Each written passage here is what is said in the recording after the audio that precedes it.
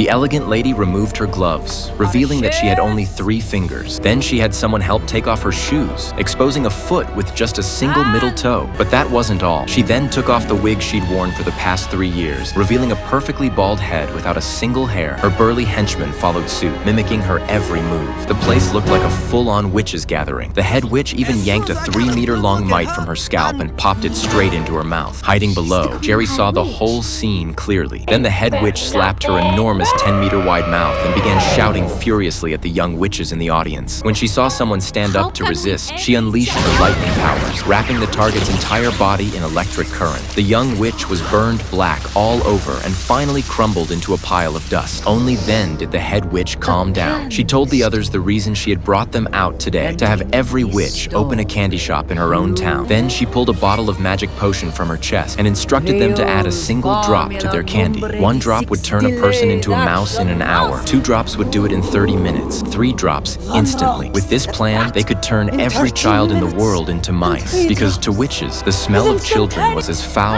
and unbearable as dog poop. The witches below, thrilled by the idea, raised their 2-fingered hands and applauded her. In fact, she had already tested the potion earlier, placing a drop on a piece of chocolate she gave to Tommy, a chubby boy. She told him if he came back before 12:25, she'd give him 5 more pieces. This would allow all the witches to witness the potion's power firsthand. The witches were ecstatic, and the head witch strutted smugly above them. But suddenly, her expression changed. She ordered everyone to keep perfectly still. Then she began sniffing wildly with her massive 2-meter-wide nostrils. Catching the scent of that same foul dog poop odor growing stronger under the table, she furiously grabbed the stage platform and flipped it over, only to find nothing. Still, the smell lingered nearby. Hovering half a meter above the ground, she kept sniffing for the source. Just then, there was a knock at the door. It was Tommy. He was quickly let in, and the head witch handed him more chocolate, urging him to leave again. The young witch who opened the door quietly locked it behind him. Tommy hesitated for a couple of seconds, but the temptation was too strong. He walked toward the head witch, and at that exact moment, the clock struck 12:25.